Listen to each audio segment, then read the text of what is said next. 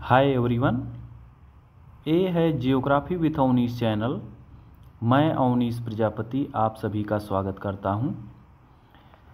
आज के सेशन में हम जानेंगे वायुमंडल क्या है, वायुमंडल के संगठन के बारे में एवं वायुमंडल की विभिन्न परतों के विषय में। आज का session UP, TGT, PGT, net, JRF एवं अन्य प्रतियोगी परीक्षाओं के दृष्टिकोण से महत्वपूर्ण है। आज का सेशन एनसीईआरटी पर आधारित है। तो आज के सेशन की शुरुआत करते हैं। आज का सेशन जो है, सेशन में वायुमंडल के बारे में जानते हैं। तो सर्वप्रथम जो है वायुमंडल क्या है, इसके विषय में देखते हैं। तो पृथ्वी के चारों ओर रंगहीन, गंधहीन और स्वादहीन पारदर्शी गैसों के मिश्रण का एक विशाल आवरण जो लगभग 10,000 किलोमीटर की ऊंचाई तक फैला है, वायुमंडल कहलाता है। मतलब ये वायुमंडल जो है यह अपारदर्शी गैसों का मिश्रण है जो 10,000 किलोमीटर की ऊंचाई तक पाया जाता है, जिसे हम वायुमंडल के नाम से जानते हैं। हंगरी मूल के अमेरिकी वैज्ञानिक सर कारमन ने वायुमंडल में वायव्य कणों की सघनता को निम्न प्रकार से स्वीकार किया है। देखते हैं, 5.6 किलोमीटर की ऊंचाई तक 50% वायुमंडल का भार, 100 किलोमीटर की ऊंचाई तक 99.99% वायुमंडल का भार पाया जाता है। कारमन महोदय के अनुसार 100 किलोमीटर की ऊंचाई वायु विज्ञान व अंतरिक्ष विज्ञान को विभाजित करती है। इसे कारमन रेखा के नाम से जाना जाता है। आगे देखते हैं वायुमंडल का संगठन। वायुमंडल के संगठन के विषय में, तो ये जो है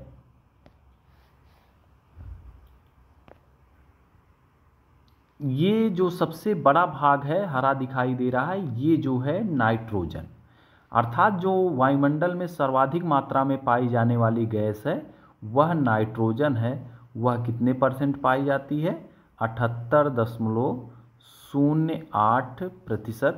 यह जो है 78% पाई जाती है।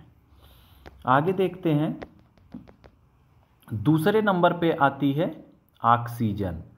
ऑक्सीजन की मात्रा जो है 20.95% है, अर्थात लगभग 21% के आसपास जो है ये पाई जाती है।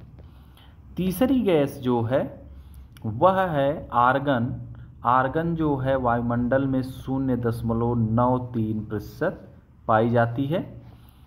अगला गैस जो है चौथे नंबर पर आती है, वह है कार्बन डाइऑक्साइड, 0.038%। ये जो है कार्बन डाइऑक्साइड की मात्रा है। बाकी जो है अन्य गैसें 1% जो होता है उसमें जो है अन्य गैसें पाई जाती हैं। अब ये जो गैसें पाई जाती हैं उसका विवरण देखते हैं। वायुमंडल अनेक गैसों का सम्मिश्रण है। यह गैसों, जलवाष्प व धूल कणों से बना है। वायुमंडल में 80 किलोमीटर की ऊंचाई तक मुख्य रूप से 9 गैसें आनुपातिक रूप में स्थिरता बनाए रखती हैं। ये निम्नलिखित हैं। ये कौन कौन सी गैसें हैं? तो पहले नंबर पे हमने बताया कि जो है नाइट्रोजन वायुमंडल में कितने % पाई जाती है? तो वह जो है 78.08% पाई जाती है। देखते हैं, यह वायुमंडल में जो है सबसे ज़्यादा मात्रा में पाई जाने वाली गैस है। उसके बाद जो है घुलनशील प्रवृत्ति की होने के कारण इसे मैफेटिक एयर भी कहा जाता है। घुलनशील होने के कारण इसे मैफेटिक एयर के नाम से भी जाना जाता है। यह ऑक्सीजन को श्वसन योग्य बनाती है। यह जीवों के लिए अत्यंत उपयोगी होती है क्योंकि यह जीवों के भोजन के मुख्य अवयव प्रोटीन का निर्माण करती है। यह प्रकृति में 7 रूपों में पाई जाती है। अब वह किन किन रूपों में पाई जाती है देखते हैं। तो पहला है नाइट्रस ऑक्साइड, दूसरा है नाइट्रिक ऑक्साइड, और जो है तीसरा देखते हैं तो जो है तीसरा है नाइट्रस एसिड, चौथा है नाइट्रिक पर ऑक्साइड, चौथा है एमिनो एसिड, पांचवा है अमोनिया और छठा है जो है नाइट्रोजन अणु N2। ये जो है पाए जाते हैं। आगे देखते हैं ऑक्सीजन। तो ऑक्सीजन जो है वायुमंडल में 20.95% पाई जाती है। 120 किलोमीटर की ऊंचाई पर ऑक्सीजन की मात्रा नगण्य हो जाती है। इसे प्राणवायु भी कहा जाता है। यह गैस आग के जलने में सहायक होती है। इसका निर्माण मुख्य रूप से जलीय व स्थलीय वनस्पति द्वारा होने वाली प्रकाश संश्लेषण क्रिया के द्वारा होता है। प्रारंभिक जहरीले वातावरण में जलीय पादप फाइटोप्लैंक्टन ने सर्वप्रथम ऑक्सीजन को उत्सर्जित किया तथा वर्तमान स्तर तक पहुंचाया। प्रिस्टल इसे सर्वप्रथम खोजा। किसने खोजा? प्रिस्टल महोदय ने खोजा सर्वप्रथम। और इसका नामकरण किसने किया? तो वह जो है लिवोजियर महोदय ने इसका नामकरण किया। आगे देखते हैं आर्गन। आर्गन जो है वायुमंडल में पाई जाने वाली सर्वाधिक मात्रा में तीसरे नंबर पे आती है, 0.93%। वायुमंडल में उपस्थित अक्रिय गैसों में सबसे अधिक मात्रा में आर्गन पाई जाती है। यह एक भारी गैस है। इसे विद्युत बल्ब में भरा जाता है। आगे देखते हैं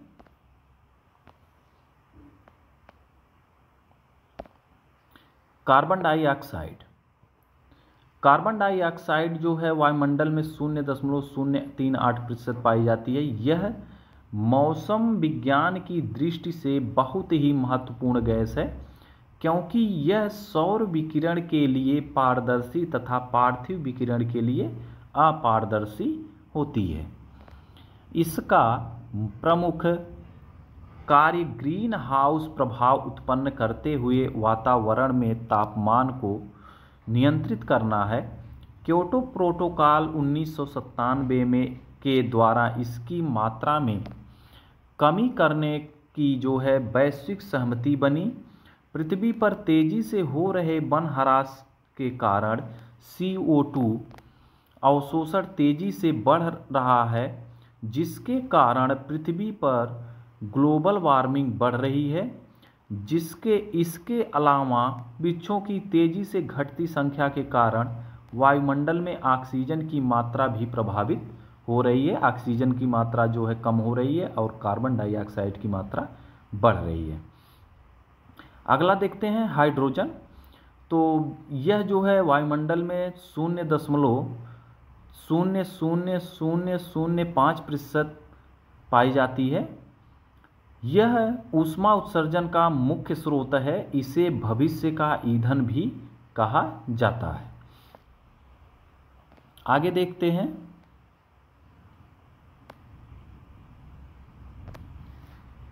नियॉन। यह 0.0018% पाई जाती है वायुमंडल में। इसे नियॉन गैस के नाम से भी जाना जाता है। यह वायुमंडल में उपस्थित दूसरी सबसे अधिक या सबसे बड़ी अक्रिय गैस है। तीसरा है हीलियम, सातवां है हीलियम। यह 0.0005%। यह एक सहायक ईंधन है जो अत्यधिक मात्रा में ऊर्जा उत्पन्न करती है। आगे देखते हैं,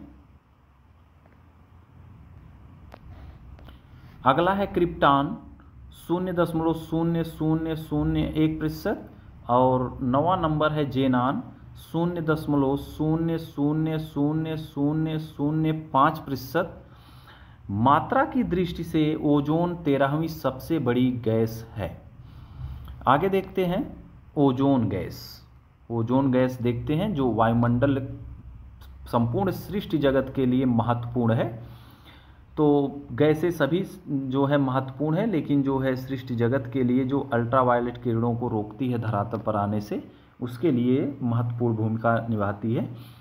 तो मौसम की दृष्टि से ओजोन वायुमंडल का दूसरा सबसे प्रमुख घटक है। वायुमंडल में इसकी कम मात्रा होने के बावजूद यह जीवों के लिए अत्यंत महत्वपूर्ण है। यह सूर्य से निकलने वाली हानिकारक परावैंगनी किरणों को अवशोषित कर लेती है। यह वायुमंडल में 15 से 50 किलोमीटर की ऊंचाई तक पाई जाती है, परंतु इसकी सघनता जो है 15 से 35 किलोमीटर के मध्य अधिक पाई जाती है। मोस्ट इम्पॉर्टेंट है, पेपर में क्वेश्चन जो है पूछा जा चुका है पेपर में। तो जो है सुपरसोनिक जेट विमानों से निकली हुई नाइट्रोजन ऑक्साइड और एयर कंडीशनर व रेफ्रिजरेटर से निकलने वाली क्लोरोफ्लोरोकार्बन इसकी परत को काफ़ी क्षति पहुंचा रहे हैं। स्मरणीय है कि ओजोन परत के क्षरण को बचाने के लिए 1987 में मॉन्ट्रियल प्रोटोकॉल पर सहमति बनी थी। आगे देखते हैं जलवाष्प। जलवाष्प भी महत्वपूर्ण भूमिका निभाता है वायुमंडल में। तो वायुमंडल में इसकी मात्रा जो है तापमान पर आधारित होती है। सामान्यतः 0 से 4% जो है पाई जाती है। गर्म तथा आर्द्र उष्णकटिबंध में यह हवा के आयतन का 4% होता है, जबकि ध्रुवों पर जैसे ठंडे तथा रेगिस्तानों जैसे शुष्क प्रदेशों में यह हवा के आयतन के 1% से भी कम होती है।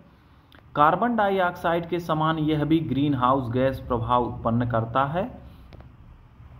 वाष्प के कारण ही सभी प्रकार की संघनन एवं वर्षण तथा उनके विभिन्न रूप यथा बादल, वृष्टि, उमस, हिम, ओस एवं ओला आदि का सृजन होता है। जलवाष्प को वायुमंडल का कंबल भी कहा जाता है। निम्न अक्षांशों से उच्च अक्षांशों की ओर जाने पर जलवाष्प की मात्रा में कमी आती है, क्योंकि उच्च अक्षांशों पर आर्द्रता सामर्थ्य कम हो जाता है। जलवाष्प का ऊंचाई के साथ विलोम आनुपातिक संबंध होता है। विलोम या व्युत्क्रमानुपाती संबंध होता है। तो आगे देखते हैं, वायुमंडल में समस्त जलमंडल का जो है 0.001% भाग जलवाष्प के रूप में सुरक्षित रहता है। आगे देखते हैं धूलकण, एरोसोल्स। वायुमंडल में पाए जाने वाले छोटे छोटे ठोस कण जो कम भार के कारण ना तो वायुमंडल में से बाहर जा पाते हैं और ना ही धरती पर आ पाते हैं, वायव्य कण अथवा एरोसोल्स के नाम से जाने जाते हैं या एरोसोल्स कहा जाता है। ये कण समुद्री नमक, महीन मिट्टी, उल्का के टुकड़े टूटने, धुएं की कालिमा, राख, ज्वालामुखी आदि के द्वारा वायुमंडल में पहुंचते हैं। ये उपोष्ण तथा शीतोष्ण प्रदेशों में अधिक पाए जाते हैं। आकार के आधार पर इन्हें 2 भागों में विभाजित किया गया है। तो ये पहला जो है चयनात्मक, तो इसका जो है वर्णात्मक या चयनात्मक, इनका व्यास सौर विकिरण की अपेक्षा कम होता है। आसमान का नीला रंग जो है देना तथा सूर्योदय व सूर्यास्त के समय दिखाई देने वाली लालिमा के लिए यही कण जो है जिम्मेदार होते हैं, जो सूर्यास्त और सूर्योदय दिखाई देता है गोधूली की बेला, और जो है नीला आकाश दिखाई देता है, ये सब चयनात्मक जो है धूल कणों के कारण दिखाई देते हैं। दूसरा है अपचयनात्मक, अचयनात्मक। तो ये जो है इनका व्यास सौर विकिरणों से अधिक होता है। ये प्रकाश का विस्तार करते हैं। सूर्योदय से पहले व सूर्यास्त के बाद भी प्रकाशवान दशा का पाया जाना इन्हीं के बाद जो है संभव होता है। सूर्योदय से पहले व सूर्यास्त के बाद भी प्रकाशवान दशा का जो पाया जाना होता है, इसी जो है कणों के कारण होता है। आगे देखते हैं वायुमंडल का स्तरीकरण या विभिन्न परतें। पहली परत है जो है ये है क्षोभ मंडल, जिसे जो है संवहन मंडल के नाम से भी जाना जाता है। और दूसरा है समताप मंडल, तीसरा है मध्यमंडल, और चौथा है आयन मंडल, और पांचवा जो है बहिर्मंडल। अब जो है इसके संबंध में हम व्याख्या देखते हैं। तो जो है ये है, देखिए, घनत्व तथा तापमान के आधार पर वायुमंडल को विभिन्न परतों में विभाजित किया गया है। इन परतों का विभाजन इस प्रकार से है। पहला जो है क्षोभ मंडल या संवहन मंडल या परिवर्तन मंडल, इसे जो है ट्रोपोस्फेयर के नाम से जाना जाता है। यह वायुमंडल की सबसे निचली परत है। ध्रुवों पर इसकी मोटाई कम, ध्रुवों पर जो है इसकी मोटाई जो है कम होती है। वह कितनी होती है? 8 किलोमीटर। और जो है ये विषुवत रेखा पर जो ऐसा पृथ्वी जो है तथा विषुवत रेखा पर अधिक 18 किलोमीटर तक होती है। ऐसा पृथ्वी के घूर्णन व गुरुत्वाकर्षण के कारण होता है। इस परत की औसत मोटाई जो होती है वह 13 किलोमीटर है। समस्त मौसम संबंधी जो परिवर्तन होते हैं, वर्षा, तूफान, कोहरा, धुंध, बादल, बिजली, चक्रवात आदि जो है इसी मंडल में होते हैं। इस परत में प्रत्येक 165 मीटर की ऊंचाई पर जाने के बाद जो है 1 डिग्री टेम्परेचर जो है कम हो जाता है। इस मंडल के गर्म व ठंडे होने की प्रक्रिया जो है विकिरण संचालन व संवहन के द्वारा होती है। इसे विक्षोभ मंडल, परिवर्तन मंडल व संवहन मंडल के नाम से भी जाना जाता है। आगे देखते हैं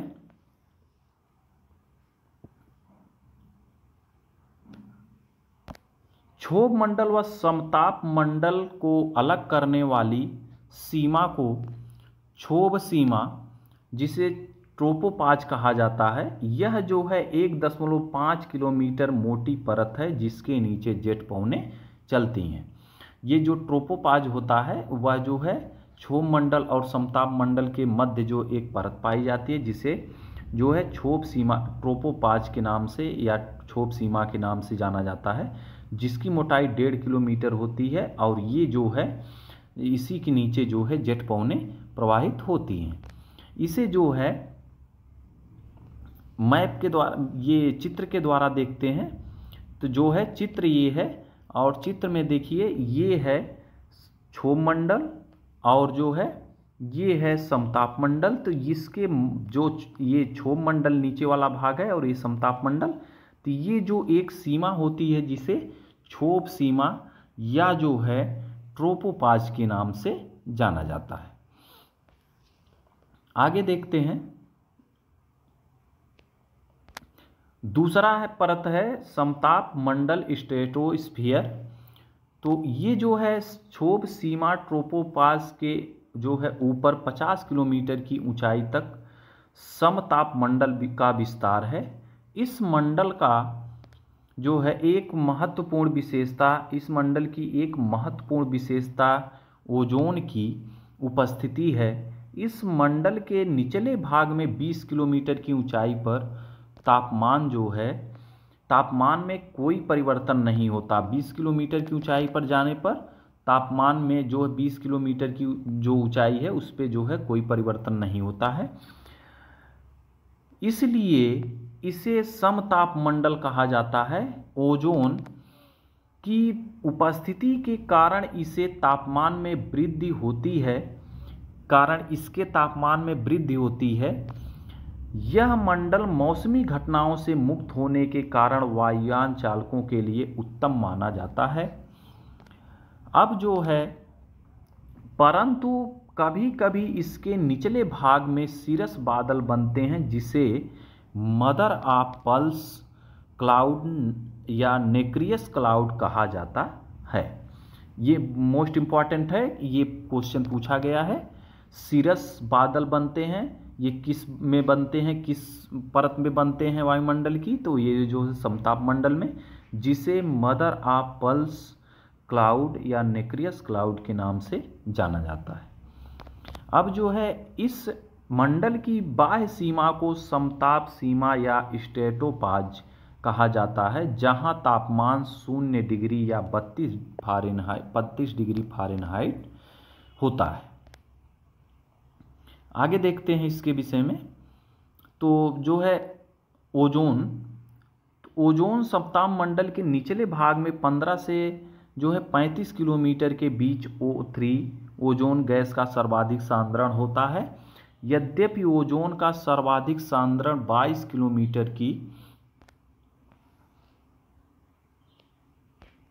ऊंचाई पर होता है, परंतु इसकी ऊपरी सीमा 80 किलोमीटर की ऊंचाई तक पाई जाती है।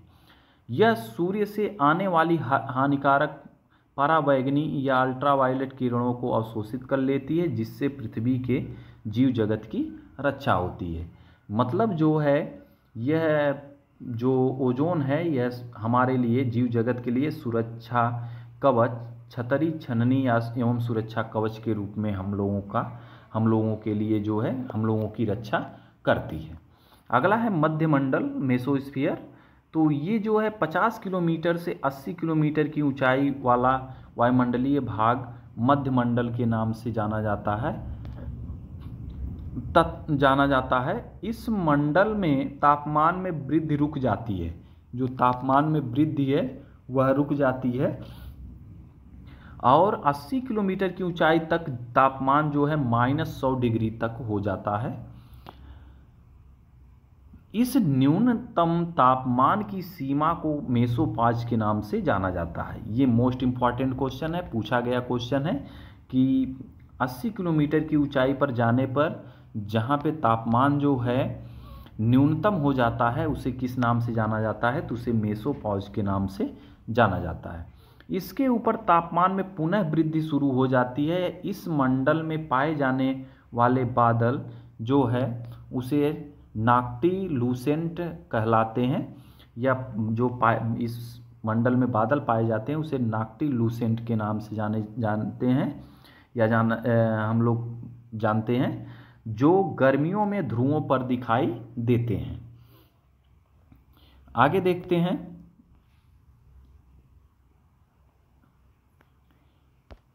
आयनमंडल धरातल से 80 किलोमीटर से 640 किलोमीटर की ऊंचाई के मध्य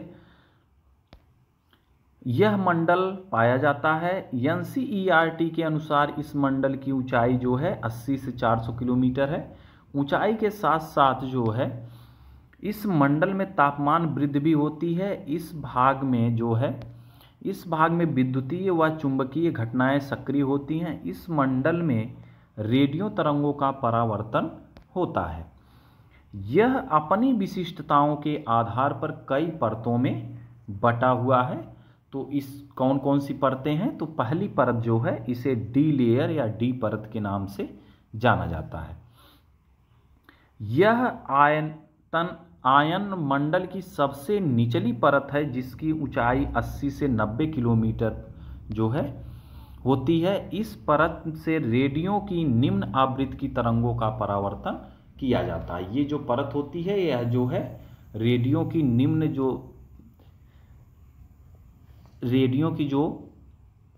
निम्न आवृत्ति की तरंगे होती हैं, उनका जो है परावर्तन किया जाता है, कर देती हैं। अगला है ई लेयर। इसे केनली हेविसाइड परत के नाम से भी जाना जाता है। केनली हेविसाइड परत के नाम से भी जाना जाता है। यह जो है 90 से 150 किलोमीटर के मध्य पाई जाती है।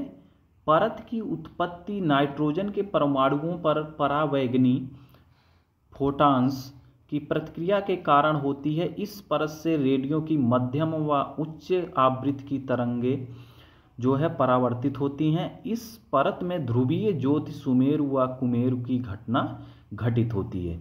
ये भी क्वेश्चन पूछा जा चुका है कि ध्रुवीय ज्योति जो है वह किस मंडल में दिखाई देती है, तो वह जो है आयन मंडल में ई जो लेयर होती है उसमें जो है दिखाई देती है। आगे देखते हैं एफ लेयर। तो ये जो है यह 150 किलोमीटर से 380 किलोमीटर की ऊंचाई तक पाई जाती है। यह जो है इस परत में रेडियो की लघु आवृत्ति की तरंगें परावर्तित होती हैं। परत के इस स्तर को एफिल्टन लेयर भी कहा जाता है। एफिल्टन लेयर के नाम से भी जाना जाता है। आगे देखते हैं जी परत। यह आयन मंडल की सबसे ऊंची परत है जो 400 से 640 किलोमीटर की ऊंचाई तक पाई जाती है। यहां से सभी प्रकार की रेडियो तरंगें परावर्तित हो सकती हैं। अगला नंबर है, लास्ट है 5वां नंबर, वायुमंडल, जो एक्सोस्फीयर के नाम से जाना जाता है। तो वायुमंडल के परतों में सबसे बाहरी परत है। यह आयन मंडल के ऊपर तथा वायुमंडल की सबसे बाहरी परत वायुमंडल या आयतन मंडल के नाम से या आयतन मंडल कहलाती है या नाम से जानी जाती है। यहाँ वायुमंडल में हाइड्रोजन व हीलियम गैस की प्रधानता पाई जाती है। इस मंडल में 1000 किलोमीटर की ऊंचाई के बाद वायुमंडल विरल हो जाता है, जो अनंत 10,000 किलोमीटर की ऊंचाई पर जाकर अंतरिक्ष में विलीन हो जाता है। आगे देखते हैं